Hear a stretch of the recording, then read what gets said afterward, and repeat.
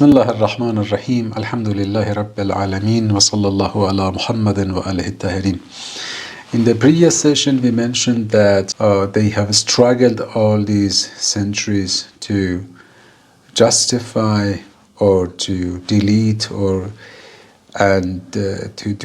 sort of disqualify whatever remaining in the issues concerning the conflicts among the Sahaba at the very first time, especially when it comes to Ahlul Bayt alayhimus salam.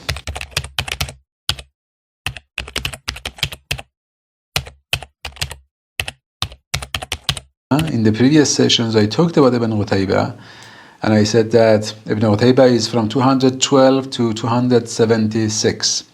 And he's very outspoken in his book Al-Imama wa Siyasa. This is a very important source. When he talks about the issue of paying allegiance to Abu Bakr, he says, وَإِنَّ أَبَا بَكْرَ رَضِيَ اللَّهُ عَنْهُ تَفَقَّدَ قَوْمًا تَخَلَّفُوا عَنْ بَيَّتِهِ عِنْدَ عَلِيٍّ كَرَّمَ اللَّهُ وَجْهَهُ.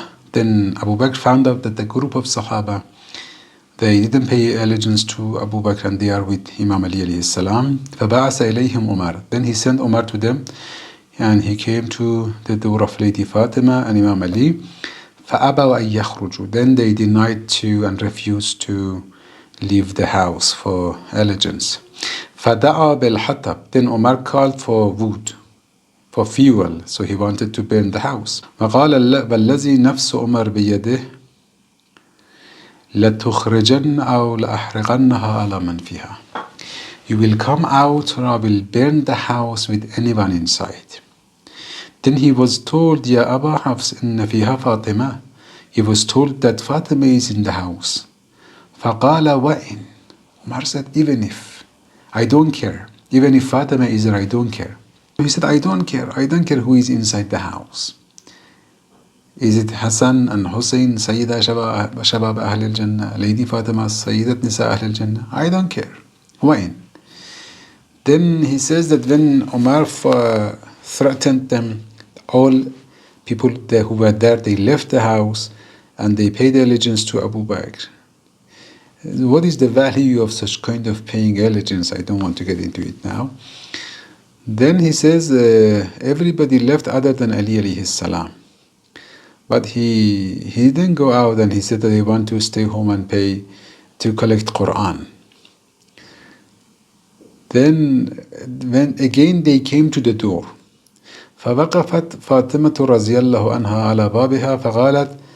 Then Lady Fatima stayed at the door and he said that you have betrayed. تَرَكْتُمْ رَسُولَ اللَّهِ جَنَازَةً بَيْنَ أَيْدِينَا وَقَطَعْتُمْ أَمْرَكُمْ بَيْنَكُمْ لَمْ تَسْتَأْمِرُونَا وَلَمْ تَرُدُّوا لَنَا حَقًّا. You left the body of the Prophet unburied, and you had a plot among yourself that not to let us to get the authority and khilafah and to hijack it for yourselves, and you didn't give us our right. فَأَتَى Umar Abu Bakr. Then Umar came back to Abu Bakr. He says that they came to Abu Bakr and said that Ali is not coming. Then Abu Bakr sent Qunfuz, and he was a slave for Abu Bakr.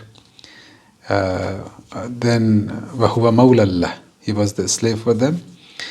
And he said that اذهب فَدْعُ لِي عَلِيًّا. Go and call Ali to come.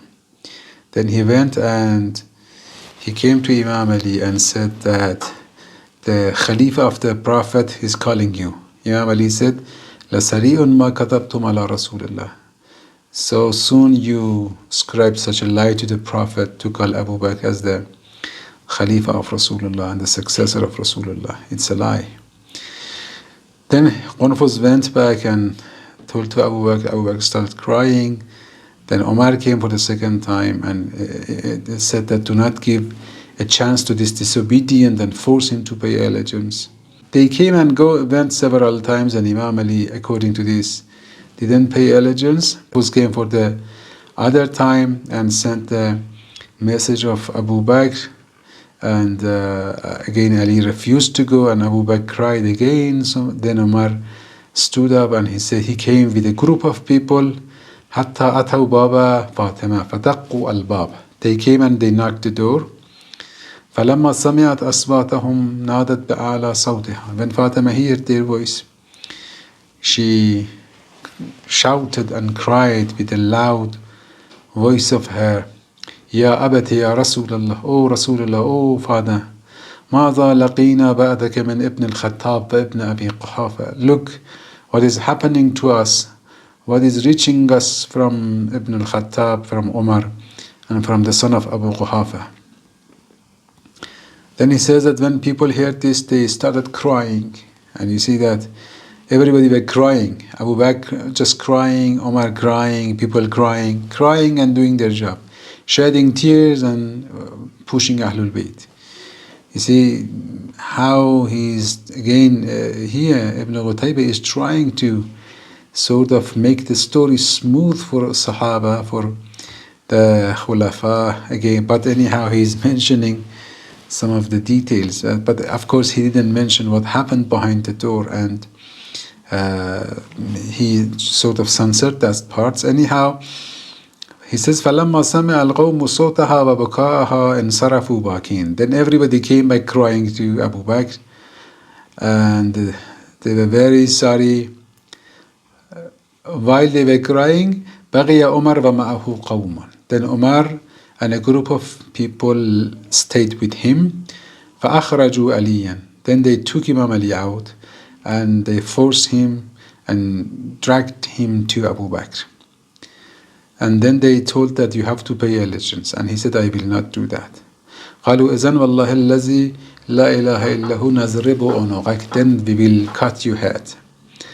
Then Imam Ali said again, if you want to do that, then you have killed the servant of Allah and the brother of the Prophet. Umar said, servant of Allah we accept, but brother of the Prophet, no. You're not the brother of the Prophet. Then أبو بكر ساكت ولا يتكلم. Abu Bakr was silent. فقال له عمر ألا تأمر فيه بأمرك. Why you not commanding him to pay allegiance to you? Then Abu Bakr said, لا أكرهه على شيء ما كانت فاطمة إلى جنبه. As long as Fatima is with him, I'm not gonna force him to do anything. فلحق علي بقبر رسول الله. Ali appealed and went to the grave of the Prophet and started crying there and shedding tears and ينادي, and he was calling يا ابن إن القوم استضعفوني وكادوا يقتلونني. This is the verse that Harun in Quran answered Musa alayhi salam, that the people rebelled against me and they wanted to kill me. فقال عمر لأبي بكر انطلق بنا إلى فاطمة فإنا قد أغضبناها. Let's go to Fatima, and because we made her angry, so we have to apologize from her. So lots of things are censored here. Inshallah, we will bring in other narrations that you will see that.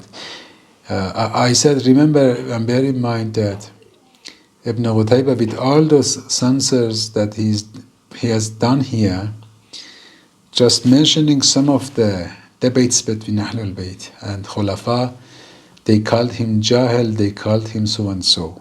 So how do you expect, and how can we expect people to narrate the whole story and to accept the consequence of such a narration?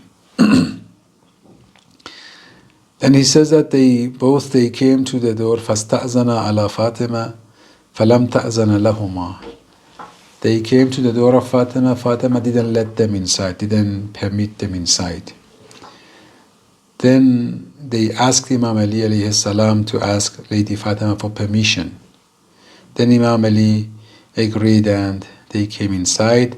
فَلَمَّا قَعَدَ عِنْدَهَا. When they sat by Lady Fatima, حَوَّلَتْ وَجْهَهَا إِلَى الْحَائِطِ. Lady Fatima turned her face towards the wall, not looking at them. فَسَلَّمَ عَلَيْهَا. They said salam. فَلَمْ تَرُدْ عَلَيْهِمَا السَّلَامِ. Lady Fatima didn't answer the salam. So here you see that turning her face, not answering the salam of them. This is not only just to come and to request Imam Ali to go for bay'ah and then to take him to bay'ah. Imam Ali refused and they let him go home. And then immediately they come to apologize. and Lady Fatima is not answering their salam, is not looking at them. Then he says, فَتَكَلَّمَ Abu Bakr. Abu Bakr talked and said, "O beloved daughter of the Prophet, you know that I love you more than Aisha, my own daughter, and you are so respected for us, and we respect you. But I heard the Prophet that said, we don't leave anything as inheritance. That's why we deprived you of fadak." Lady Fatima said, "I will mention a hadith, but for the sake of Allah, tell me, have you ever heard this hadith or not? That the Prophet said, Riza Fatima min rizai. Fatima's satisfaction is my satisfaction. وَسَخَطُ Fatima min sakhati. And Fatima's anger is my anger. فَمَنْ أَحَبَّ فَاطِمَةَ ابْنَتِي فَقَدْ أَحَبَّنِي. Anyone who loves Fatima, he has loved me. وَمَنْ أَرْضَى فَاطِمَةَ فَقَدْ أَرْضَانِي. Anyone who satisfies and makes her happy, he has made me happy. And anyone who makes Fatima angry has made me angry." They said, "Yes, we heard this from the Prophet." Then lady said, فَإِنِّي أُشْهِدُ اللَّهَ وَمَلَائِكَتَهُ أَنَّكُمَا أَسْخَطْتُمَانِي. I ask the angels of Allah, and I take the angels of Allah and Allah Himself to bear witness that you made me angry and you didn't make me happy. And وَلَئِنْ لَقِيتُ النَّبِيَّ. If I see the Prophet in the other world, لَأَشْكُوَنَّكُمَا إِلَيْهِ. I will complain to him against you. فقال أبو بكر أنا عائذ بالله تعالى من سخطه وسخطك. I seek refuge in Allah from His anger and your anger, Ya Fatima. ثم انتحب أبو بكر يبكي. Then Abu Bakr started crying. So you see that what has happened here is more than just requesting Fatima to pay, and Ali to pay allegiance and just to deprive Fatima from fadak. Lady Fatima was so angry with them. وَهِيَ تَقُولُ وَاللَّهِ لَأَدْعُوَنَّ اللَّهَ عَلَيْكَ فِي كُلِّ صَلَاةٍ أُصَلِّيهَا. I swear to Allah that I will curse you after every salat I perform. Abu Bakr left the house crying. Then he says, فَلَمْ يُبَايَ عَلِيٌّ كَرَّمَ اللَّهُ وَجْهَهُ حَتَّى مَاتَتْ فَاطِمَةُ وَلَمْ تَمْكُثْ بَعْدَ أَبِيهَا إِلَّا 75 لَيْلَةً. Imam Ali didn't pay allegiance as long as Fatima was alive, and Fatima Salamullah alayha passed away 75 days after the demise of the Prophet and to the end of the narration.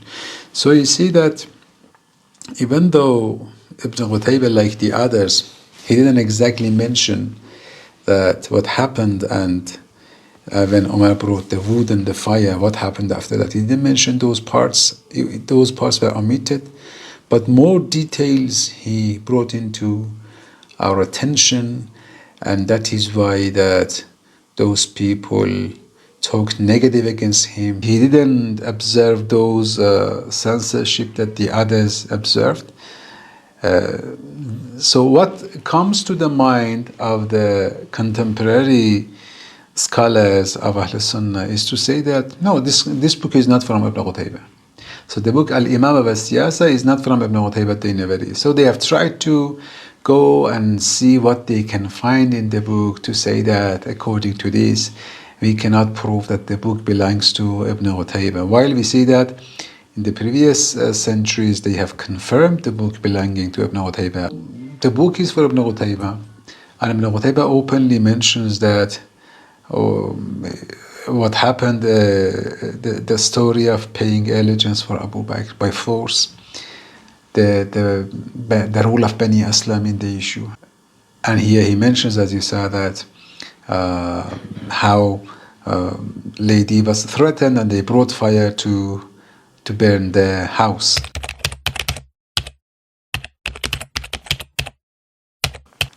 In the book Al-Iqd al-Farid by the Ibn Abd Rabbih al-Andalusi, who passed away 328 after Hijrah. So he's one of the outstanding figures in the Sunni world. He mentions the story and says Imam Ali, Al-Abbas, and the uncle of the Prophet, Zubayr, Sa'd bin Ubadah, these people, they didn't want to pay allegiance to the Abu Bakr, and they came and gathered in the house of Lady Fatima salamullah alayha, حتى بعث إليهم أبو بكر Umar ibn al-Khattab ليخرجوا من بيت Fatima. Abu Bakr sent Umar to tell them that they have to go out and pay their allegiance to Abu Bakr. Then Abu Bakr commanded Umar and said in Abaw faqatilhum, if they resisted, if they didn't want to come out, then fight them. So the command was from Abu Bakr to fight these people, these Sahabis, if they didn't want to pay allegiance to Abu Bakr. So this is the question, that why you should force people to pay allegiance to you, to come and introduce yourself as the successor of the Prophet, and anyone who is not going to accept me, we have to fight them. Anyhow, then فَأَقْبَلَ بِقَبَسٍ مِّن نَارٍ. Umar came out with some fire with him to burn the house. فَلَقِيَتْهُ فَاطِمَةُ. Then Fatima salamullah alayha met Umar, and فقالت يا ابن الخطاب أجئت لتحرق دارنا. Are you here to burn my house?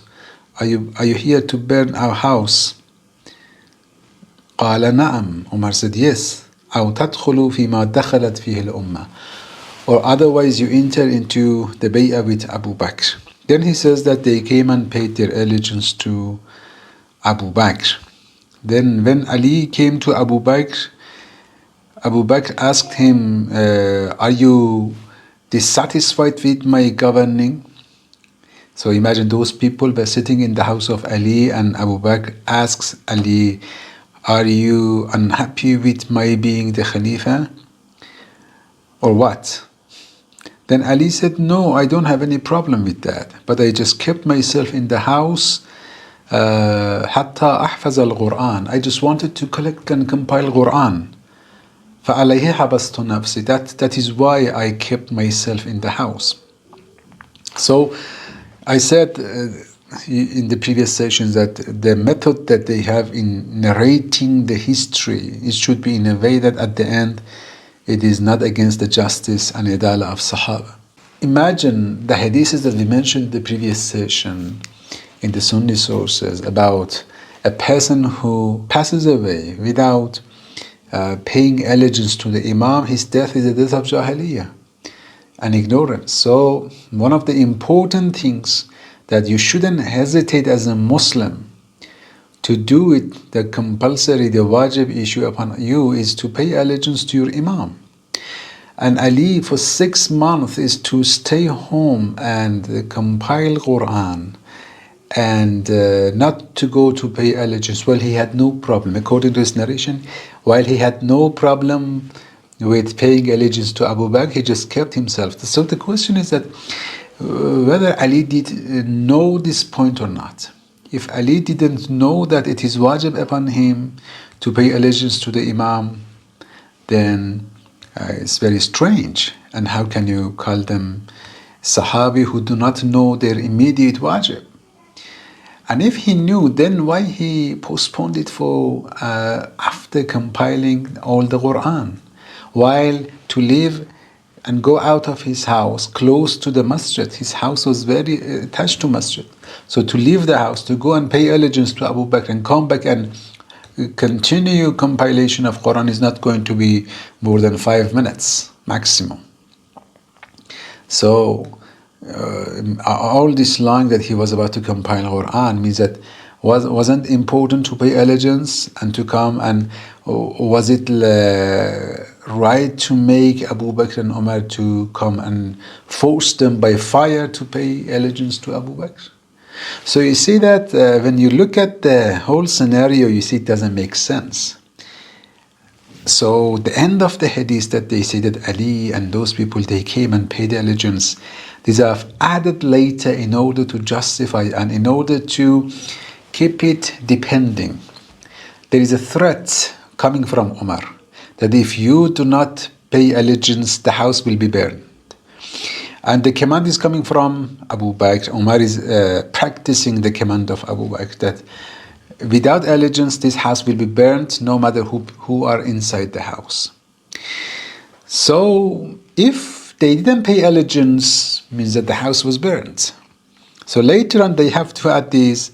When they narrate the hadith of burning, they bring the issue of bay'ah. But when in the other places, they refer to the point that Ali didn't pay allegiance to Abu Bakr till Lady Fatima was alive.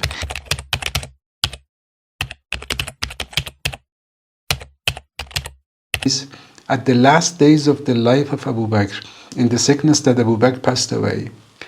At the last moments of life, this is natural that man will have a review of the life and man will have regrets. So there are 9 wishes of Abu Bakr here.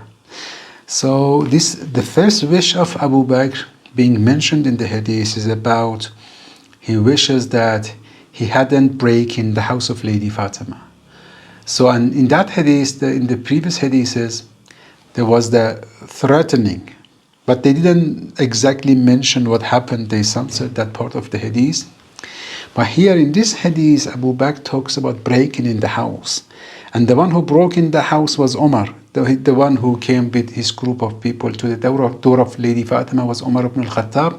But because it was by the command of Abu Bakr ascribes it to himself and he says, I wish I hadn't broken the house of Lady Fatima. How they broke and what happened, then inshallah again we will talk about. This comes in different hadiths, sources. Tarikh al-Tabari is one of the sources. Volume 3, page 429. The hadith comes as the first person in the chain of narration is Yunus bin Abdul Ala, then Yahya bin Abdullah bin Bukair, then Lays bin Sa'd, then Ulvan, then Saleh bin Kaysan, then Amr bin Abdul Rahman, then Abdul Rahman bin Auf. He is the person who came to visit Abu Bakr at the last days of his life. He says, I started to talk and قال Abu Bakr رضي الله عنه أجل إني لا آسى على شيء من الدنيا إلا على ثلاث فعلتهن. I have no regret about the life unless about 3 things that I did.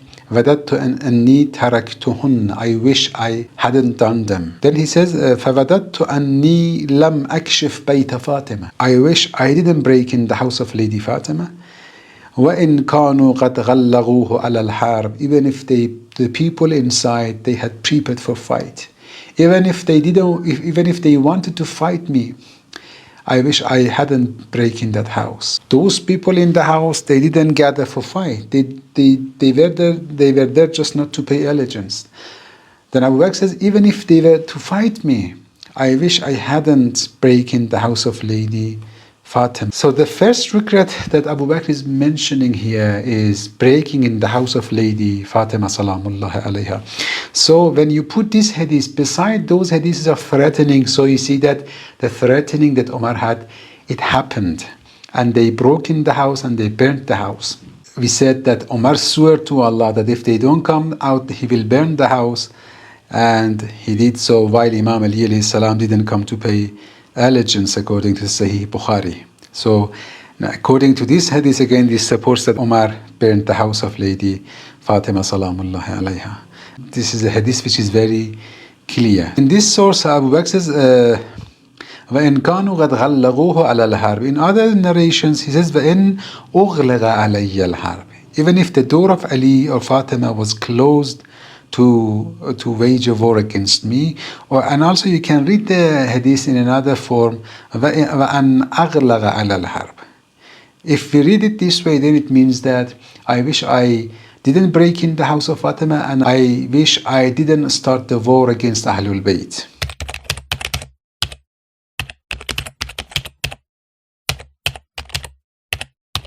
One of the other sources in the books of Ahlul Sunnah talking about attacking the house of Lady Fatima salamullahi alayha is a narration by Mas'udi. Mas'udi is a historian, is one of the outstanding historians. He belongs to Mu'tazili thinking within the Ahlul Sunnah. In Siyar wa A'lam al-Nubala Zahabi, volume 15, page 569, when he talks about Mas'udi, he says, Ali ibn al-Husayn, Sahibu Muruj al-Zahab. He is the author of Muruj al-Zahab, the historical book, and other sources of history. Min Zurriyat ibn Mas'ud. He is one of the descendants of Abdullah bin Mas'ud, the companion. وَكَانَ أَخْبَارِيًّا. He was from Akhbaris among Ahlul Sunnah. وَكَانَ مُعْتَزِلِيًّا. And he was a Mu'tazili. Ibn Imad Hanbali, in his book Shadarat al-Dhahab, volume 4, page 242, when he talks about Mas'udi, وَفِيهَا al-Mas'udi al-Mubarrikh, the historian Mas'udi, صاحب مروج الذهب, وحقق من التاريخ ما لم يحققه غيره. Hanbali says he has done such a research and perfect, deep historical debate that nobody has done such a thing. He is such a figure among the Ahlul Sunnah, but sometimes, I said when these people, the narrations are a little bit challenging for some of the Khulafa, then they come to the Ahlul Sunnah, some of the scholars, they come to accuse such people to be Shia or whatever. But anyhow, we see that they have confirmed that he is Mu'tazili, and even if he accepts he was a Shia, it's not going to be a problem, because we know that even Mutashayyi, or those who were people of Tashayyu, there are a lot among the narrators of hadith in Ahl Sunnah, even in the chain, in those Rijal of Sahih Bukhari, you can find people who were considered to be Shi'i. And if you want to reject the saying of a Shi'i, so you have to reject all those Rijal and all the hadiths in their books. Mas'udi, who is known as a Mu'tazili thinker, Muruj al-Zahab, volume 3, page 86. He says, حدث النوفلي في كتابه. Nofeli, in his historical book, he says, narrates from Ibn Aisha, from his father, he narrates from Hammad bin Salama, he narrates from Urwa ibn Zubayr. Urwa is son of Zubayr, and Zubayr is the Sahabi. He one of the people who waged the battle of Camel, and he was close to the Prophet and even to Imam Ali alayhi salam in different occasions after the demise of the Prophet. He was with Imam Ali, but later on he was also changed because of the different reasons. Zubayr had some sons, one of his sons, Abdullah bin Zubayr, is the person who occupied Khilafah for a while in Mecca, and later on he was killed by the Umayyads. When Abdullah bin Zubayr established his Khilafah in Mecca, forced people to pay allegiance to him, and so Bani Hashim, who were not satisfied and happy to pay allegiance to him, he collected them in Shab, in a place in Mecca, and he prepared wood to burn them. And he said, if you do not pay allegiance to me, Muhammad Hanafiya, the son of Imam Ali, was among them. And he said, if you do not pay allegiance to me, I will burn you all. Brother of Abdullah bin Zubayr is Urwa bin Zubayr. Urwa bin Zubayr was justifying what his brother did to Ahlul Bayt, to the family of the Prophet, Bani Hashim. He says, كان عروة بن زبير يعذر أخاه إذا جرى ذكر بني هاشم. When it was mentioned the story of Bani Hashim and what his brother Abdullah bin Zubayr did to Bani Hashim, وحسره إياهم بالشاب, when he sieged them in Shab, جمعه لهم الحطب لتحريقهم, and when he commanded that they prepared fuel to burn Bani Hashim, then Urwa said, إنما أراد بذلك إرهابهم. Abdullah intended to frighten them, then they pay allegiance. إذ, this is very important, إذ هم أبوا البيعة فيما سلف, because they also rejected to pay allegiance in the past. So where Mas'udi is referring here, actually Urwa was referring, and he is justifying the act of his brother Abdullah bin Zubayr. He says Abdullah bin Zubayr wanted to burn them because something like that happened in the past. Then Mas'udi says, وَهَذَا خَبَرٌ لَا يُتَحَمَّلُ ذِكْرُهُ هُنَا. This is a story that I cannot mention it here. There is no tolerance, there is no place to mention the story here, that what Urwa was referring to. Urwa was referring to a story that Bani Hashim in the past, they didn't pay allegiance, and so when they don't pay allegiance, you have to prepare fire for them. This is mentioned by Mas'udi. Ibn Abil Hadid Mu'tazili, another Mu'tazili thinker who is very well known by his Sharh Nahjul Balagha. Again, he's a Mu'tazili person. Inshallah, I will come to him. In volume 20, 147 of his Sharh Nahjul Balagha, he mentions the same narrative from Mas'udi. And he says, قال المسعودي وكان عروة بن زبير يعذر أخاه عبد الله في حصر بني هاشم. Urwa was justifying what his brother Abdullah did in sieging Bani Hashim in Shab and preparing fire to burn them.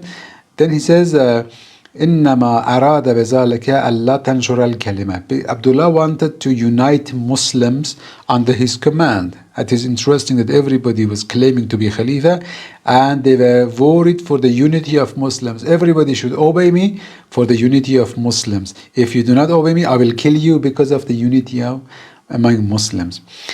So because of unity, he wanted to do that. Then they may come to obey him. Then people all are together. كما فعل Ibn Abil Hadith says كما فعل عمر بن الخطاب ببني هاشم, as Umar ibn al-Khattab did to Bani Hashim لما تأخروا عن بيعة أبي بكر, when he prepared the same thing, fire, when Bani Hashim rejected to pay allegiance to Abu Bakr. فإنه أحذر الحطب ليحرق عليهم الدار, he prepared fire to burn the house that they were in. So here also this is another story that we see that later on other oppressors, in order to justify their oppression against Ahlul Bayt and against Bani Hashim, they used to refer to the authority that they had in Khulafa. So here you see even Ibn Abil Hadid mentioned the narration of Ibn Mas'udi with more clarity. Ibn Abil Hadid also, when we refer to some parts in his book, they come to say that no, he's a Shia, while this is not true, and he was a Mu'tazili, he was a Sunni Mu'tazili. In many places he rejects the views of Shia that I will refer to some here. Zahabi says about Ibn Abil Hadid Mu'tazili and also his brother Muwaffaq. He says وَكَانَ مِنْ كِبَارِ الْفُزَلَاء وَأَرْبَابِ الْكَلَامِ. They were from great scholar and ulama, and they were outstanding in knowledge and also in literature, in Arabic literature, and in balagha, in eloquency. In Siyar A'lam al-Nubala, volume 23, 275. So, Zahabi is a very biased person. So, when he considers someone from Kibar al-Ulama, the great scholars, you can see that he cannot be a Shia. Also, in another place in Al-Bidayah wa Nihaya, it has been mentioned in volume 13, page 233. He says, وَكَانَ أَكْثَرُ فَزِيلَةً وَأَدَبًا مِنْ أَخِيهِ. Here the author says that Ibn Abil Hadid, Abdul Hamid actually, he was more learned and more knowledgeable than his brother Muwaffaq. وَإِنْ كَانَ الْآخَرُ فَاضِلًا بَارًا. Even though both of them were learned people. Az-Zarkali, he talks about Ibn Abil Hadid, he says, Abdul Hamid bin Hiba, min a'yan al-Mu'tazila. He is one of the heads and outstanding figures among the Mu'tazilites. So he has nothing to do with Shia, and the best proof for that is the claims that he had against the beliefs of Shia. So Ibn Abil Hadid mentions that story in different places in Sharh Nahj al-Balagha. He refers to the story of Lady Fatima and what happened after the demise of the Prophet with her. In Sharh Nahj al-Balagha, volume 6, page 50, he says, وَالصَّحِيحُ عِنْدِي. He says, after I studied all the hadiths and narrations, what is acceptable according to me is that أنها ماتت وهي واجدة على أبي بكر وعمر. Fatima passed away while she was sort of angry with Abu Bakr and Umar. وأنها أوصت ألا يصلي عليها. And she had a wasiyah, she did a will that those two people not to perform salat on her body. Then look at the justification. وَذَلِكَ إِنْدَ أَصْحَابِنَا مِنَ الْأُمُورِ الْمَغْفُورَ لَهُمَا. But these things are not that much important, and according to us, it is forgiven for Abu Bakr and Umar. No matter if Fatima was angry with them. No matter if the Prophet said that anyone Fatima is angry with, I am angry with, and anyone I am angry with, Allah is angry with. But Ibn Abil Hadid says this is a forgiven thing for them. Even though وَكَانَ الْأَوْلَى بِهِمَا إِكْرَامُهَا وَإِحْتِرَامُ مَنْزِلِهَا, even though it was better for them to respect her and to observe the respect of her house, but they were worried about the unity in the Ummah, and because of that they did what they considered to be the best for the Muslims. And They were very faithful people, very strong in Iman. وَقُوَّةِ الْيَقِينِ. They were very strong in the certainty. لَا شَكَّ فِي ذَلِكَ. There is no doubt about it that they were such great believers, and they did what they considered to be right, even though it was better that sort of consider Lady Fatima and not to do what things happened. And he says, we were not there, we didn't know, actually we don't know what happened. Even if those people who were there, they couldn't understand what happened exactly, because people do not know the intentions. Then he says, فَإِنَّ هَذَا لَوْ ثَبَتَ أَنَّهُ خَطَأٌ لَمْ يَكُنْ كَبِيرًا. Even if it was a mistake, even if we accept that there was no mistake, and even if it was a mistake from the Khulafa, it was not a major sin. بَلْ كَانَ مِنْ بَابِ الصَّغَائِرِ. It was a very tiny, small, minor thing that they just, entered the house of Fatima and made her angry. This is nothing. وَلَا تُوجِبُ زَوَالَ التَّوَلِّي. And this is not something to remove our love to Khulafa, and it's not going to cause any problem. So you see that he accepts that there was something between Lady Fatima, and she was angry by what those people did, but it's not important. These are things that were very tiny, small things, and Allah forgives, and we should just love them. Then he says in another place, in volume 17, page 168, he says, وَأَمَّا حَدِيثُ الْهُجُومِ عَلَى بَيْتِ فَاطِمَةَ فَقَدْ تَقَدَّمَ الْكَلَامُ فِيهِ. But the attacking the house of Fatima, I talked about it before. He means volume 2, page 59 that I will mention. He says, وَالظَّاهِرُ عِنْدِي صِحَّةُ مَا يَرْوِيهِ الْمُرْتَضَى وَالشِّيَةِ. I agree with what Sayyid Murtaza and Shia, they narrate about that story. وَلَكِنْ لَا كُلُّ مَا يَزْعُمُونَهُ. But not every detail that they mention. And then he refers to the hadith that we also mentioned it, that Abu Bakr was regretful about what happened. And he says, وَحَقٌّ لَأَبِي بَكْرٍ أَنْ يَنْدَمَ وَيَتَأَسَّفَ عَلَى ذَلِكَ. And Abu Bakr had the right to be regretful about breaking in the house of Fatima salamullah alayha. وَهَذَا يَدُلُّ عَلَى قُوَّةِ دِينِهِ وَخَوْفِهِ مِنَ اللَّهِ تَعَالَى.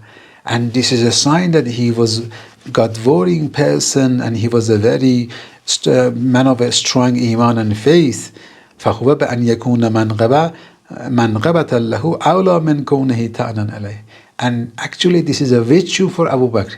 It's not a shame, it's not something to blame Abu Bakr, but it's an honor, it's a virtue of Abu Bakr that he was worried and he was concerned and he was upset and sort of sorry about what he did. And really I do not have anything to add here, any comment to put here. They did what they did, they broke in the house of Fatima, they made her unhappy, they did what happened, and this is, if at the end Abu Bakr is regretful, it means that Abu Bakr was a great Muslim and mu'min. So this is a virtue for Abu Bakr. Ibn Abil Hadith, that I already talked about it, he refers to volume 2, page 59. When he talks about the events after the demise of the Prophet, he says, this is important. He says, وَأَعْلَمْ أَنَّ الْآثَارَ وَالْأَخْبَارَ فِي هَذَا الْبَابِ كَثِيرَ جِدًّا. There are lots of hadiths here. وَمَنْ تَأَمَّلَهَا وَأَنْصَفَ. But if you are fair, if you are looking at the hadiths as a fair person, عَلِمَ أَنَّهُ لَمْ يَكُنْ هُنَاكَ نَصٌّ صَرِيحٌ وَمَقْطُوعٌ بِهِ لَا تَخْتَلِجُهُ الشُّكُوكُ وَلَا تَنْتَرِغُ إِلَيْهِ الْإِحْتِمَالَاتِ. The point, he says, the point is that there is no declaration. There is no clear declaration that we can make sure about the things happened after the Prophet. Yeah, there are hadiths, but he says we cannot make sure whether Ali was chosen as a successor by the Prophet in Ghadir. There is no certain proof that other things happened, like attacking the house. And even though he accepts attacking the house, but he says that the details like burning the house, like Qunfus beating Lady Fatima and miscarrying Muhsin and these things, he says, no, فَكُلُّهُ لَا أَصْلَ لَهُ عِنْدَ أَصْحَابِنَا. None of these things we accept. وَلَا يُثْبَتُهُ أَحَدٌ مِّنْهُمْ. None of our ulama has proven such a thing. And nobody narrates such a thing other than Shia.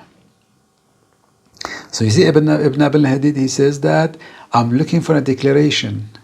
And what he, I don't know, didn't understand or he didn't want to understand was that the approach of the scholars, Sunni scholars, was not to mention anything in this. They had to hide it. It was their duty, and they did their best to justify whatever was their sort of negative about the Khulafa. And they had a mission to delete. They had a mission to not to declare.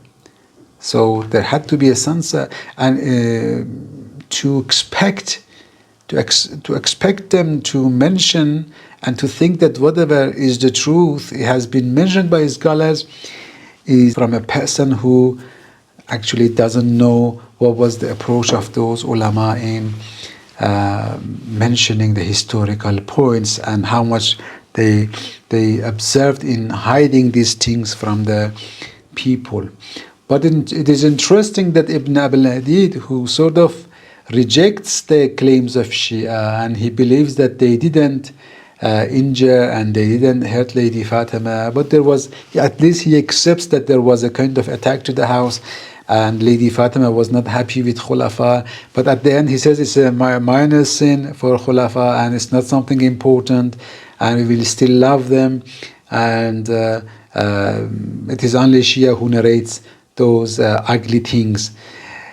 And very interesting is Ibn Kathir in Bidayah wa Nihaya, volume 17, page 354, when he talks about Ibn Abil Hadid, you see, by all these justifications that Ibn Abil Hadid had for the Khulafa, and he tried to reject, and he didn't accept actually the narrations from Shia. Ibn Kathir says, when he's describing and talking about Ibn Abil Hadid, he says, Abu Hamid ibn Abil Hadid is the Din al-Madaini al-Katib al-Sha'ir al-Shi'i al-Ghali. He's the extremist Shia. So you see, a person like Ibn Abil Hadid who says that there is no declaration here, and we cannot prove what Shia says. And even if there was something between Khulafa and Fatima, was very tiny, a small thing that Allah will forgive, and we love Khulafa. Even to this extent, just to accept that there was a conflict, Ibn Kathir calls him Shi'i al-Ghali, the extremist Shia. So you see, al-Ghali, usually they use for a person who gives priority to Ahlul Bayt, to Imam Ali over Khulafa. And Ibn Abil Hadid, even though he believed that Imam Ali was virtuous, but he believed that it was the will of Allah that Abu Bakr and Umar were chosen before Imam Ali.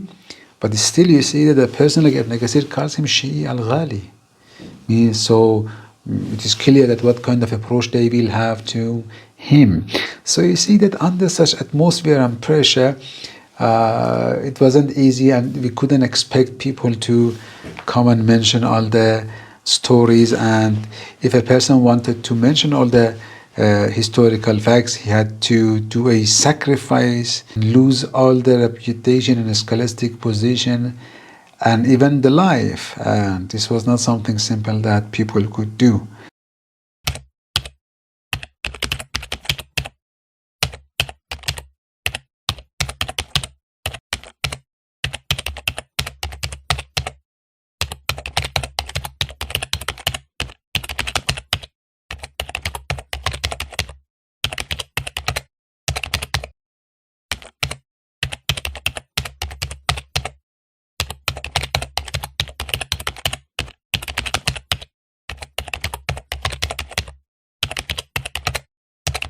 This is the regret that Abu Bakr had. So the consequence of this hadith is very heavy. The Sunni scholars, they have struggled. You remember the principles I said in those previous sessions. These are very important. So they have to do something with this hadith. They have to sort of weaken the hadith. And they have to find some people in the chain of narration to say that the hadith is weak because of this person. So who is the person that they have targeted? When you look at the chain of narration, the first person is Yunus bin Abdul A'la. In different narration books like Siyar wa A'lam al-Nubala al-Zahabi in volume 10, page 67, he says, Yunus bin Abdul A'la al-Sadafi ahadith thiqat. He is reliable, he is thiqa. The second person, Yahya bin Abdullah bin Bukair, they say al-thiqa.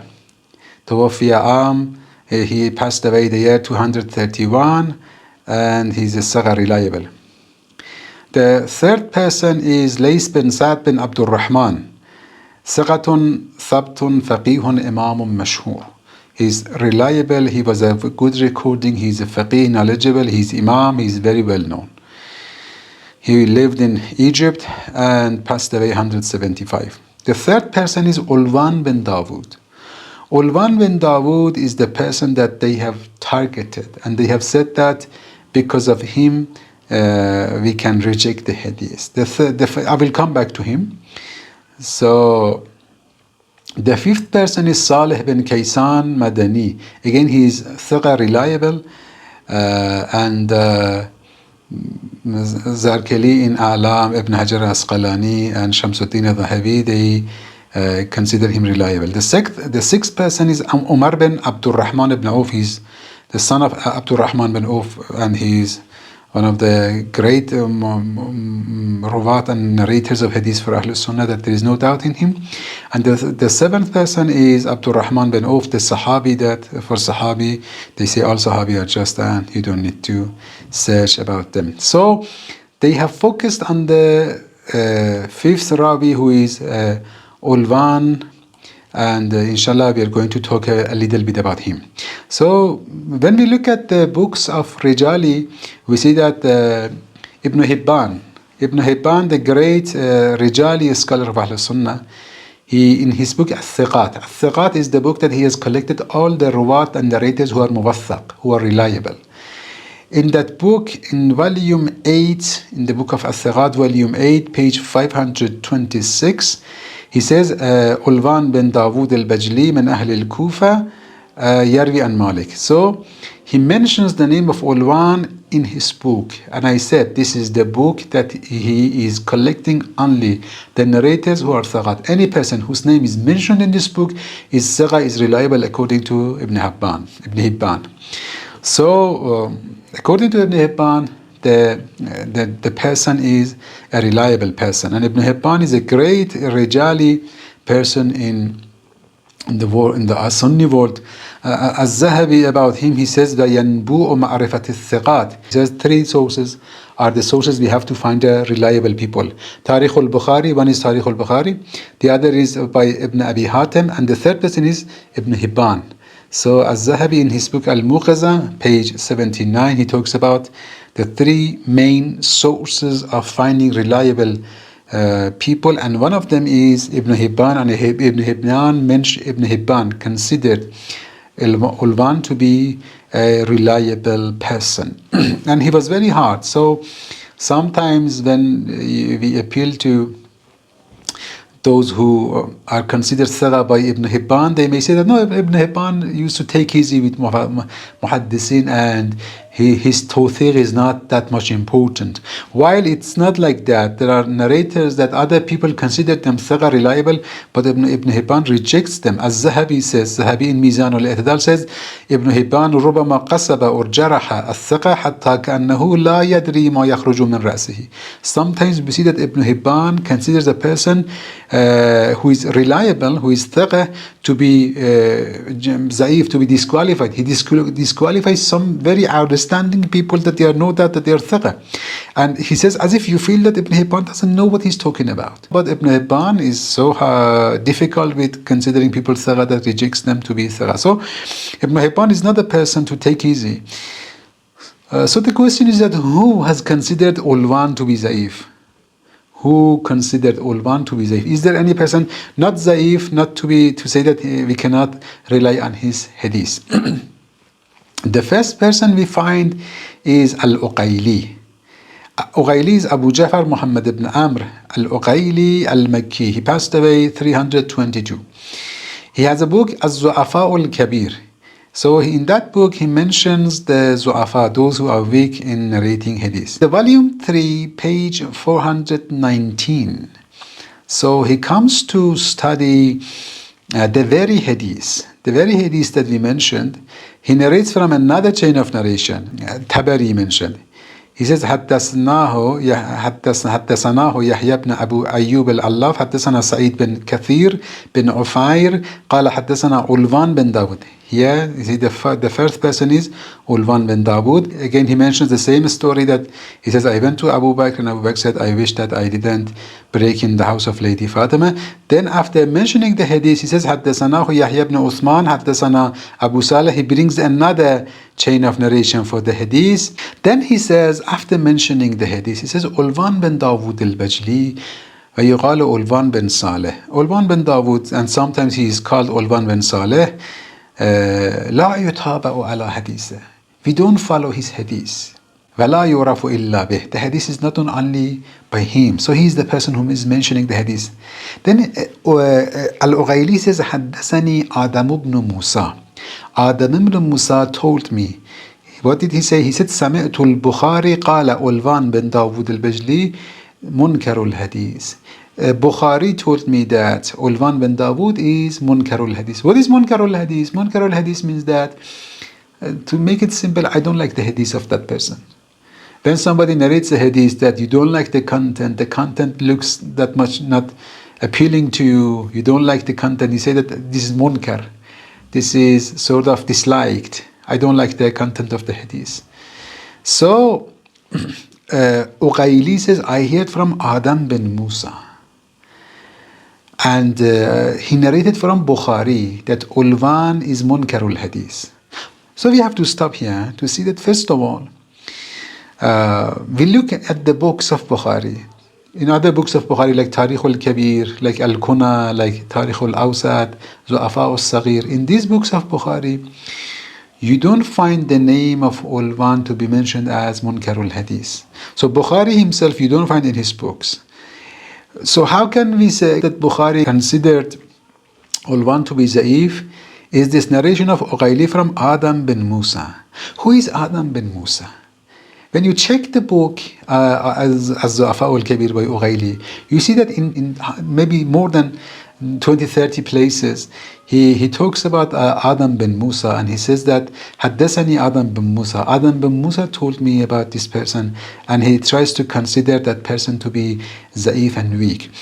But this Adam bin Musa is a very vague figure. Nobody knows about him. He's majhul. He's not known. He's like a shadow. Nasruddin al-Albani, the great outstanding Wahhabi scholar of hadith, in his book Irwa al-Ghalil in volume 5, page 242, when he talks about Adam bin Musa, he says, لكن Adam bin Musa لم أجد له ترجمة الآن.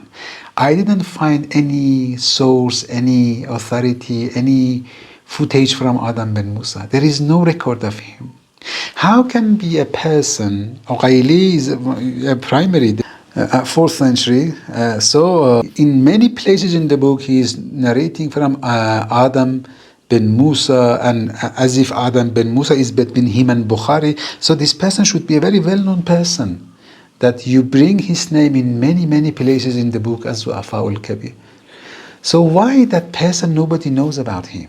If that person was such of influence that nobody knows about him, this makes it sort of suspicious that maybe this Adam bin Musa himself is a kind of imaginary figure he has used in order to weaken some people. So first of all, the first person who considered Ulwan to be Za'if in the chain of narration of the hadith that you're talking about is Uqayli. Uqayli narrates, it doesn't say that the person is Za'if, he says he's Munkarul Hadith. Who said he's Munkarul Hadith? Bukhari. Did you hear from Bukhari? No, I didn't hear. Adam bin Musa heard. Adam bin Musa narrated for me. Who is Adam bin Musa? Nobody knows about him. He's a shadow. He's a dark figure. So because of that, there is no value in this weakening the person by Uqayli or by Bukhari. This is first of all. Another point is that even if we accept that Bukhari considered a person Munkarul Hadith, this Munkarul Hadith doesn't mean that the Hadith is Zaif.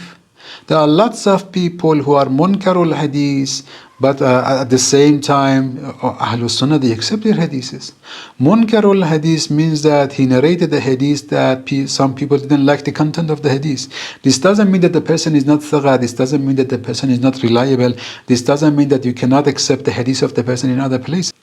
Otherwise, there are many figures even in Sahih Bukhari that ulama of Ahlul Sunnah, they have considered them to be munkarul hadith, but at the same time, we find that they narrate the hadith from them, and they consider them to be reliable people. For example, قال الحاكم, Hakim says, he says, when I was talking to Dar al-Qutni, I said that, what do you say about Sulaiman bin Shurahbil?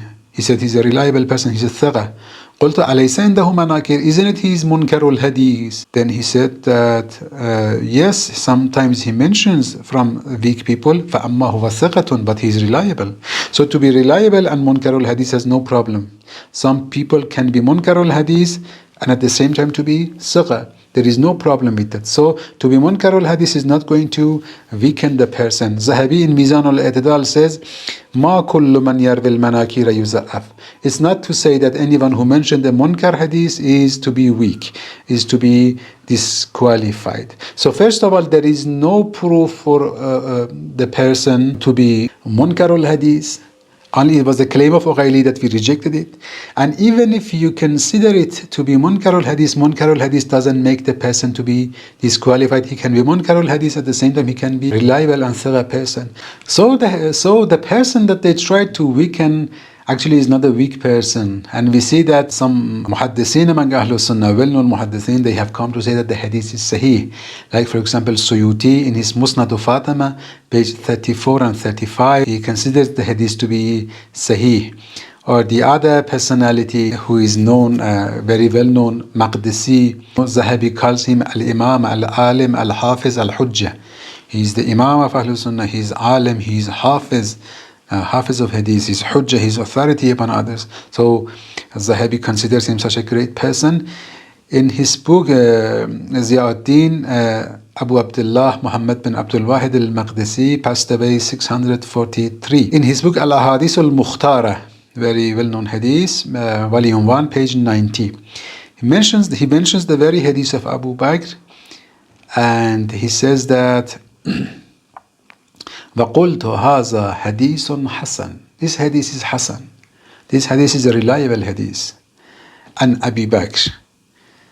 So, do you accept the hadith if it is reliable? Because hadith is sahih. Hasan is like hadith is sahih, is reliable, is authentic, is a hujjah and proof upon the people. Then he says, إِلَّا أَنَّهُ لَيْسَ فِيهِ شَيْءٌ مِّن قَوْلِ النَّبِي. But the problem with the hadith is that nothing of the saying and the words of the Prophet is mentioned in the hadith. So he's about to sort of weaken the hadith, saying that it is not narrating the saying of the Prophet. So what? What's the problem with that? According to Ahlul Sunnah, hadith which is sahih, this is declared in the sources of Ahlul Sunnah, that a hadith to be sahih is not necessary to be narrated from Ma'sum, which is a prophet. For Shia, we consider a hadith sahih is a hadith that at the end it should end with the Prophet or with one of the Imams who are ma'soom. But for Ahlul Sunnah, no, they say the last bit, it should be coming from a reliable people who is sigha and sabt and is of good recording, and to reach to the last person, and last person can be a sahabi, is not necessary to be the Prophet. If the hadith is the last person in the chain of narration is the Prophet, that hadith is called musnad. Like for example, you have heard about the Musnad Ahmad Hanbal. So a hadith, a collection of hadith, or a hadith itself, that the Prophet is the last person narrating something, is considered to be musnad. But the person at the end of the last person who is narrating, if he's a sahabi, the hadith can be sahih for them, and there is no problem with that. So just not to mention any saying from the Prophet is not going to change anything here, because Abu Bakr is talking about his own regret. There is no place to talk about the saying of the Prophet. And one of the best proofs that the hadith is sahih, we see that the primary sources, they have sort of tried to censor the hadith and delete things from the hadith. I refer to the book Al-Amwal by Abu Ubaid Al-Qasim bin Salam bin Abdullah Al-Harawi Al-Baghdadi, passed away 224. Is he 224? Is very primary source. In volume 1, page 174, he mentions the very hadith of Abu Bakr. When he comes to this part that Abu Bakr talks about 3 things he wished that he hadn't done. He says, فَوَدَدْتُ إِنِّي لَمْ أَكُنْ فَعَلْتُ كَذَا وَكَذَا لِخَلَّةٍ ذَكَرَهَا. So he see that part of the hadith that was narrated by the others, like Tabari, is deleted here. And Abu Bakr said that I wish I didn't break in the house of Lady Fatima, but here he says that Abu Bakr said I wish that I didn't do this and that. Then قال Abu Ubaid himself says لا أريد ذكرها. I don't want to mention what Abu Bakr said. Why you don't want to mention? If the hadith is not acceptable, mention whatever Abu Bakr said. But because he knew that the hadith is sahih, so he preferred not to mention what Abu Bakr said. And the funniest thing is what we find with Hakim Naysaburi in his book Al-Mustadrak al-Sahihain, volume 4, page 381. He comes to the hadith, and the very hadith from Ulwan bin Dawud and Salih bin Kaysan and Humayd bin Abdul Rahman ibn Auf and Abihi. He says, I went to Abu Bakr and I said, I sat with Abu Bakr, and Abu Bakr said that, وَدَدْتُ أَنِّي سَأَلْتُ النَّبِيَّ عَنْ مِيرَاثِ الْأَمَّةِ وَالْخَالَةِ. I wish I had asked the Prophet about the inheritance of the aunt, sister of mother and sister of father. I wish I asked the Prophet about the inheritance of Amma and Khala. So the 9 things that Abu Bakr had, Hakim Naysaburi deleted all of them, only the last point he mentions here, and he freed himself from all those debates and challenges. So you see that the hadith is sahih, as Suyuti said, as Maqdisi said, and they have struggled to weaken the person who is Ulwan, and as we see that there is no reason, no acceptable proof to consider Ulwan to be Za'if. And even according to the rules of Ahlus Sunnah, if some of the experts in Rijal consider a person to be weak, and some others consider him to be Sagha, that hadith will be Hasan. If all of them agree that the person is Thagha, then the hadith is Sahih. If some say the person in the chain of narration is reliable, some people reject his reliability, then the hadith will not be weak. The hadith will be Hasan. And Hasan and Sahih are the same in being a proof and Hujjah. So even if we accept that there is no reason and there is no why to accept that Ulwan is Zaif, but even if we accept that Ulwan is Zaif, the hadith turns to be Hasan, as Maqdisi said. As Maqdisi said, the hadith is Hasan, and hadith Hasan is Hujjah also. And this hadith openly talks about Abu Bakr being regretful about breaking in the house of Lady Fatima Salamullahi alayha.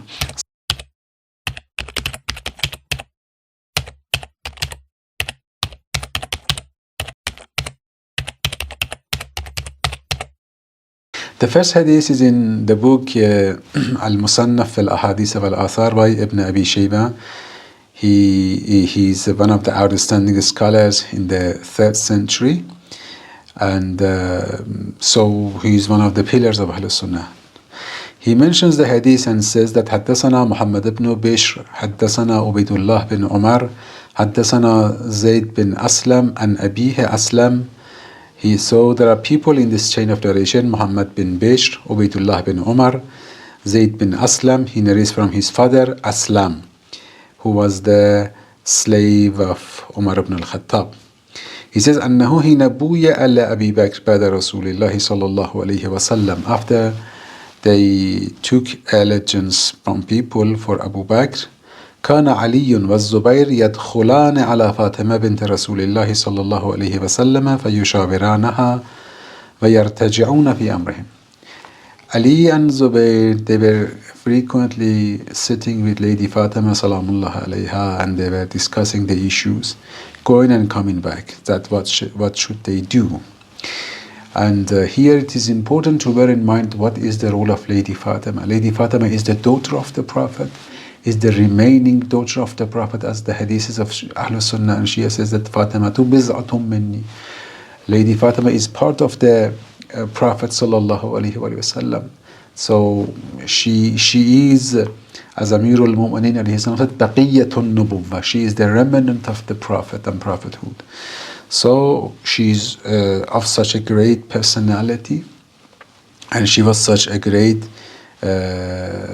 sort of source of knowledge and the position, and also she could be a kind of a refuge for the people who didn't want to pay allegiance to Abu Bakr. And so they were coming to Lady Fatima and talking to her. Then the hadith says, فَلَمَّا بَلَغَ ذَلِكَ عُمَرَ بْنِ الْخَطَّابِ خَرَجَ حَتَّى دَخَلَ عَلَى فَاطِمَةَ. Then when Umar heard about it, he came to Lady Fatima. He came to the door of Lady Fatima. فَقَالَ يَا بِنْتَ رَسُولِ اللَّهِ صَلَّى اللَّهُ عَلَيْهِ وَسَلَّمَ. O daughter of the Prophet, وَاللَّهِ مَا مِنْ أَحَدٍ أَحَبْ إِلَيْنَا مِنْ أَبِيكِ.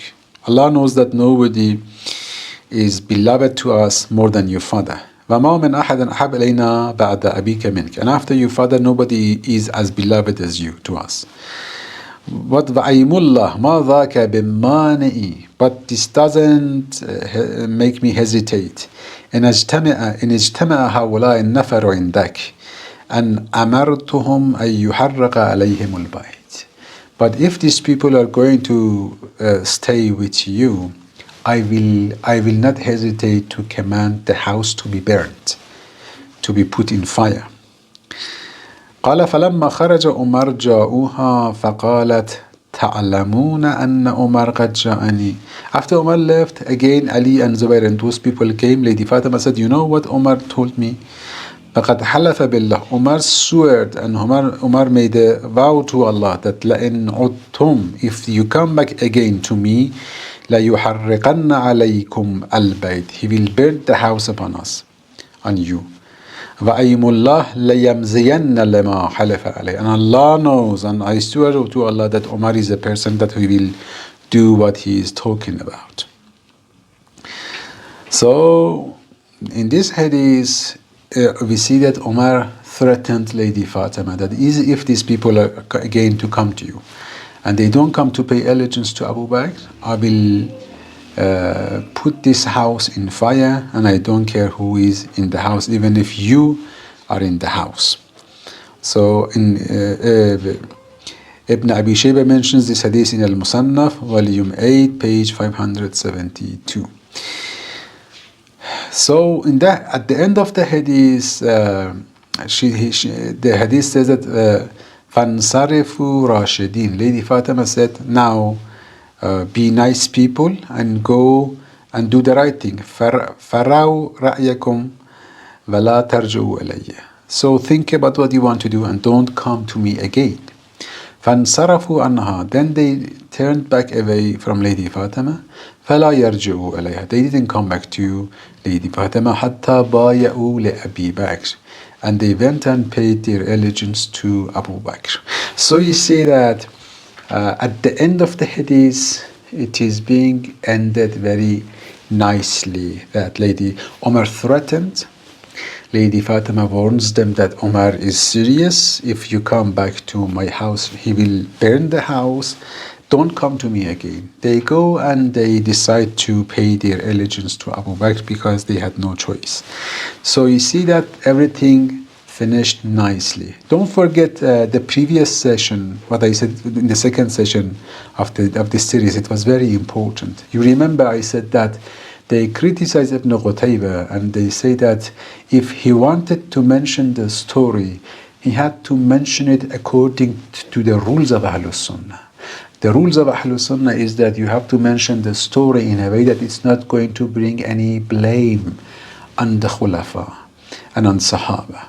So you have to change the story in a way that it's not going to hurt their image. Otherwise, you have to delete it. If you insist to mention the story, you have to put it in a nice way. You have to censor those parts that could be kind of challenging. According to the chain of narration, these people in the chain of narration, there is no problem with them. One of the contemporary Wahhabi scholars, Hassan bin Farhan al-Maliki, he's from Saudi Arabia.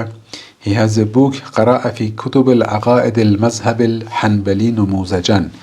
In that book, he says that when he talks about the events of the time of after the Khilafah and the demise of the Prophet and choosing Abu Bakr as the Khalifa, he says ولكن حزب علي كان أقل عند بيئة عمر منه عند بيئة أبي بكر الصديق.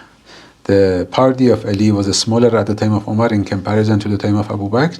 نظرا لتفرقهم الأول عن علي, because people scattered from around Imam Ali عليه السلام بسبب ما رواه من بوادر الفتنة التي انتهت بمداهمة بيت فاطمة في أول عهد أبي بكر. Because of the events that took place at the time of Abu Bakr that ended with the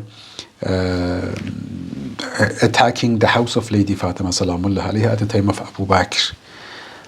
وإكراه بعض الصحابة الذين كانوا مع علي على بيعة أبي بكر. And after that, forcing those people with Ali to pay allegiance to Abu Bakr. Because of that, so people scattered from around Ali alayhi salam. وهي ثابتة بأسانيد صحيحة. He says that through hadiths prove this story that they attacked the house of Lady Fatima. ذكرى مؤلمة لا يحبون تكرارها. Of course, these are very heartbreaking stories that Ahlul Sunnah, they don't like to repeat them and to review them again. So they like to sweep it under the carpet. So in that book, in the volume page 46, this contemporary scholar also says that there are true hadiths mentioning the story of attacking the house. And he says that true hadiths are there that they prove this story. And he says, كنت أظن المداهمة مكذوبة لا تصح. At the beginning, like many other Sunnis, I used to think that this story of attacking the house of Lady Fatima is a legend, is a story fabricated, and there is no truth in it. حتى وجدت لها أسانيد قوية منها ما أخرجه ابن أبي شيبة في المصنف بسند صحيح عن أسلم مولى عمر وغير ذلك. Until I found some hadiths, and one of them was this hadith of Ibn Abi Shayba in the book Al-Musannaf. The chain of narration is Sahih, and it is narrated from the Aslam, who was the slave of Umar ibn al-Khattab.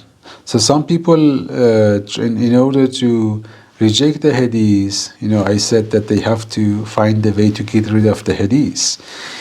And they have come to say that Aslam at that time was not the slave of Umar. But this doesn't change in the story. So the person could be there, but not to be the slave of Umar. But he can narrate at that time. So they say that in order to weaken the hadith, they say Aslam turned to be the slave of Umar after 6 months after the story. But this doesn't mean that he was not in Medina. This doesn't mean that he couldn't see, he couldn't hear, and he couldn't narrate the story. So anyhow, it's not gonna change anything. And even we see that there are some Wahhabi scholars who have written a commentary on the book of Al-Musannaf by Ibn Abi Shayba. They have also come to accept the hadith and consider it to be Sahih. There is a Musannaf Ibn Abi Shayba by the research and tahqiq of Dr. Al-Ustaz Sa'd bin Nasir bin Abdul Aziz Abu Habib al-Shatari. So after he mentions the hadith, the very hadith that we recited, in the footnote number 9, he says, Sahihun, the hadith is Sahih, akhrajahu Ahmad fi faza'il al-sahaba. So he doesn't only say that the chain of narration is Sahih, he says the hadith is Sahih. So when he says Sahihun, hadith is Sahih, means it is acceptable, the chain of narration and also the contents. Also there are other people like Ibn Abi Asim, another understanding scholar of Ahl Sunnah. Again, when he comes to this hadith, says Isnaduhu Sahih, the chain of narration is Sahih.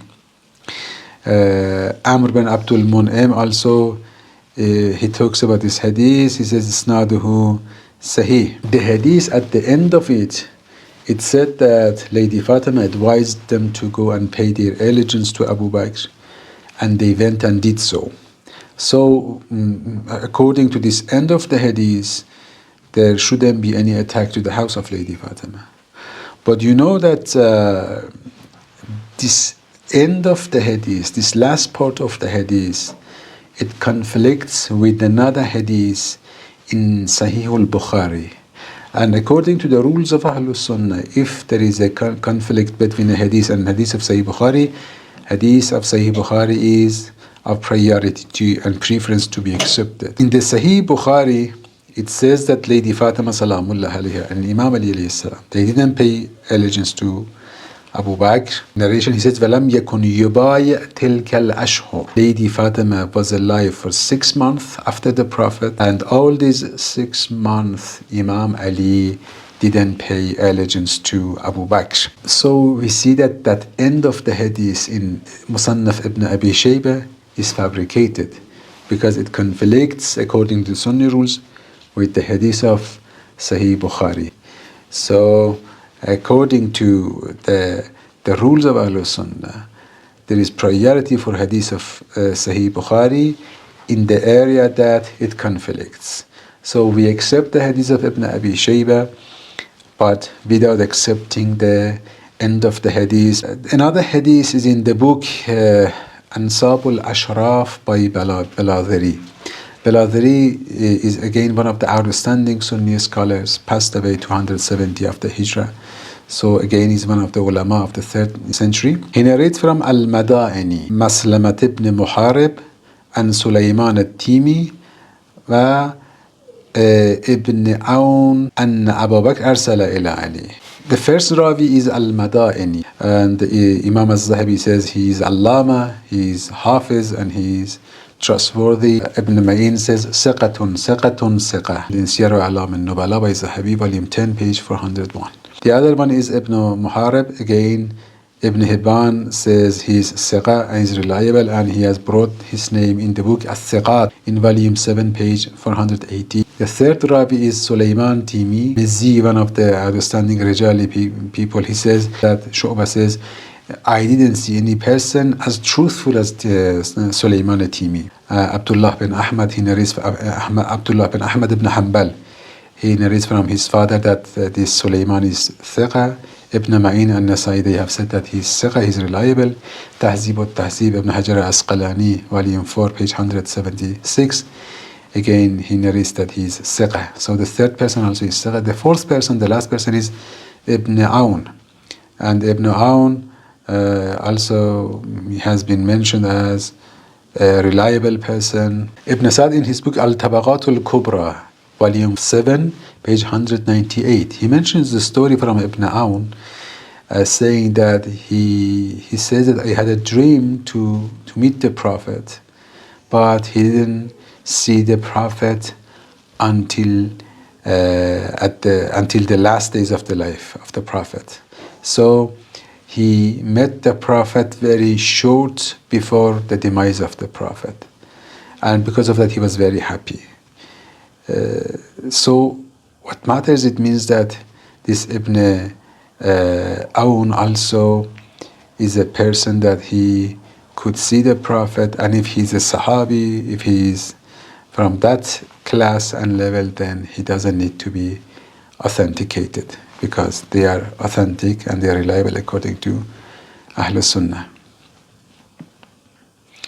So the chain of narration is okay. In that chain of narration, again, he says, أن أبا بكر أرسل إلى علي يريد البيع. Abu Bakr sent people, so they came by the command of Abu Bakr to take the allegiance from Imam Ali alayhi salam. فلم يبايع, but Imam Ali didn't do.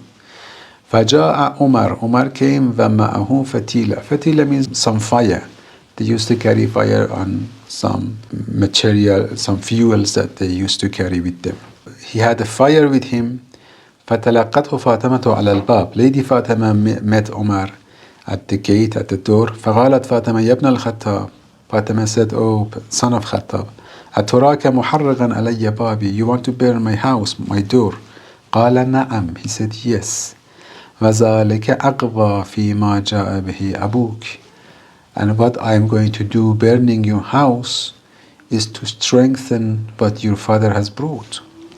وَجَاءَ عَلِيٌّ فَبَايَعَ. Then Ali came and paid allegiance immediately. وَقَالَ كُنْتُ عَزَمْتُ أَلَّا أَخْرُجَ مِنْ مَنْزِلِي حَتَّى أَجْمَعَ الْقُرْآنَ. I just wanted to sit home and do not pay. If I was not coming out because I wanted to collect Quran, to compile Quran, then come out. I had no problem with Abu Bakr. So if I was not coming to Masjid to pay to Abu Bakr, it was because I was about to compile Quran before doing anything. وَذَلِكَ أَقْوَى فِي مَا جَاءَ بِهِ أَبُوكِ. And it was better to support and to strengthen what your father has brought. So you see that you can very clearly see how they have added things to the hadith to give a specific narrative to the story that suits the khulafa. So for Ali didn't know that the hadith of the Prophet, that anyone who doesn't have a bay'ah of Imam, and if he dies, his death is the death of ignorance. It's a time of Jahiliyyah. You cannot say that Ali didn't know about it. It's a very well-known hadith. And it is important to pay allegiance to Imam. So how can you bring excuse while the masjid was very close to the house of Imam Ali? Imam Ali to go and pay allegiance to Abu Bakr wouldn't take maybe more than 10 minutes from his time. So to decide to stay at the home and not go out before finishing Quran and neglecting such an important act of paying allegiance to the Imam of the time, it doesn't make sense, and it doesn't suit the personality of a person like Ali. So they try to say that Umar came with a fire and the intention was to strengthen Islam. Ali stayed at home, didn't go for bay'ah to strengthen Islam by compiling the Quran. So if Ali stayed home to compile Quran, so the question is that why they didn't accept his compilation when he brought the Quran to them? Why they rejected the Quran that Ali prepared after the demise of the Prophet? So you see that the story according to Ansab al-Ashraf says that Umar came with fire to strengthen Islam. Ali was not going to do bay'ah, sitting at home compiling Quran to strengthen Islam. Then they came, Ali said, okay, no problem, I come and pay my bay'ah, then there will be no problem. So you see that the second part, again like the previous hadith, the second part is talking about paying allegiance immediately, and I said this is in conflict with the hadith of Sahih Bukhari that says that Lady Fatima stayed alive 6 months, and at that 6 months Imam Ali didn't pay allegiance to Abu Bakr. So this second part of this hadith also cannot be acceptable. The other hadith is in Tarikh al-Tabari. حدثنا ابن حميد قال حدثنا جرير عن مغيرة عن زياد بن كليب. And in the chain of narration, the first person is Ibn Humayd. Ibn Humayd is the Shaykh and the teacher of Tabari. He is Muhammad bin Humayd, Abu Abdullah al-Hafiz, Abu Dawud, Tirmizi, and Ibn Majah, they narrate from him. Ibn Hajar fi Lisan al-Mizan. Ibn Hajar in his Lisan al-Mizan says, Saqa, as-Saqahu Ibn Ma'in. Ibn Ma'in considered him reliable. Abu Zara also says, Saqatun, he is reliable. Second person is Jarir. Jarir that Ibn Humayd narrates from him is Jarir bin Abdul Hamid, who passed away 188. And Ijli about him says Kufiyun Saga, he is Kufi and he's reliable. Ibn Sa'd in Tabaghat says he's reliable Saga and he has a great knowledge. The third person is Mughayra, and Mughayra is Ibn Miqsam al-Zabbi. Again, he is Saga reliable. Ibn Hajar Asqalani in Tahzib al-Tahzib and Mizzi, they say that he's Saga, he's reliable. And the last one is Ziyad bin Kulayb. Ziyad bin Kulayb also is a Saqa, is reliable, and his tawsiq and his author being reliable is mentioned by Ibn Hajar al-Asqalani in Taqrib al-Tahzib, volume 1, page 220. So, in the narration of Tabari, we see that they say قال أتى عمر بن الخطاب منزل علي وفيه طلحة والزبير ورجال من المهاجرين. Umar came to the house of Imam Ali while in the house was Talha and Zubair and some people from Muhajirin, and he said فقال لا أحرقن عليكم أو لتخرجن إلى البيع. I will burn the house or you will come for bay'ah. فخرج عليه الزبير مسلطا بالسيف. Zubair came out while the sword was in his hand. فعثر فسقط السيف من يده. Then he sort of stumbled and fell, and the sword fell from his hand. فوثبوا عليه فأخذوا. Then they jumped on him and they arrested him. Here you see that he doesn't mention the story of going and paying allegiance and doing bay'ah. But again, he didn't mention bringing fire. He just mentions the vow of Umar saying that وَاللَّهِ لَا أَحْرِقَنَّ عَلَيْكُمْ, I will burn the house or you will come for bay'ah. So Zubair came out while he had the sword in his hand. So you see that the atmosphere is the atmosphere of war, because it wasn't that much, popular that at ordinary times to carry your swords with yourself, and to take your sword in your hand means that it was a condition that they felt a kind of threat if we accept the hadith. And there is a kind of again fabrication in the hadith that a person like Zubair, who is Sayful Islam, he is the sword of Islam, to come out of the house with the sword in his hand, then he falls down and he loses the sword.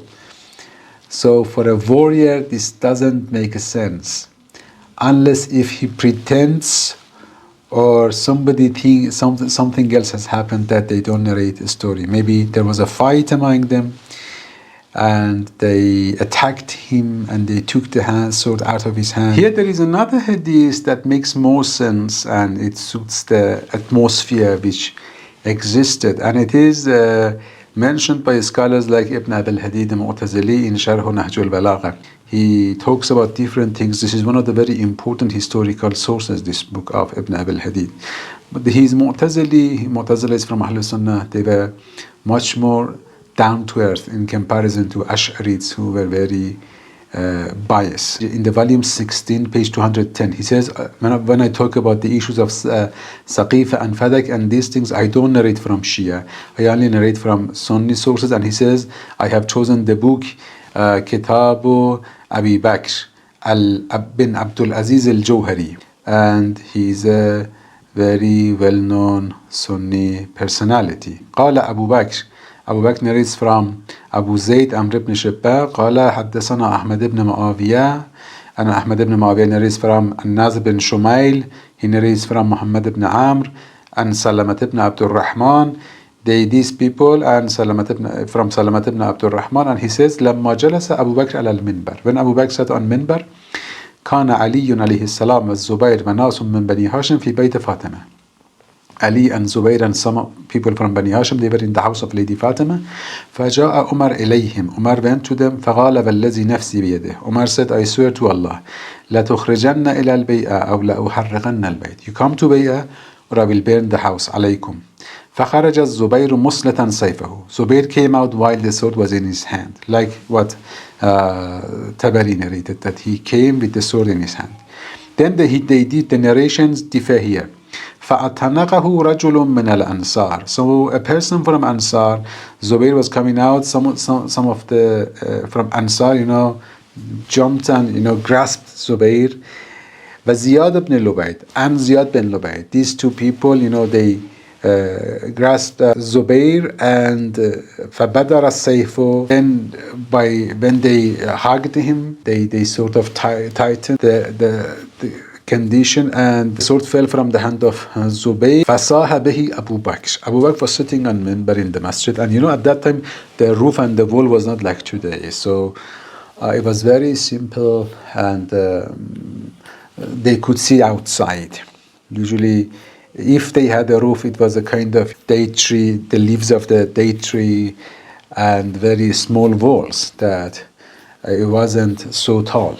So they could see the outside. Abu Bakr seeing, he said that take the sword, then Zubayr cannot go and get the sword to make sure that he's under the control. فصاح به أبو بكر وهو على المنبر اضرب به الحجر. Hit the stone means break the sword. فدق به, then they did. You see that according to this narration by Abu Bakr Johari, it's totally a conflict and it's a condition of war. It was a kind of very critical condition. They are in Abu Bakr with his party, they are forcing people to pay allegiance by burning the house, by threatening to burn the house, and pushing people to come to pay allegiance to Abu Bakr. You see that if you compare this to the narrative being given by people like Tabari, you see that how much they have censored the events, you know.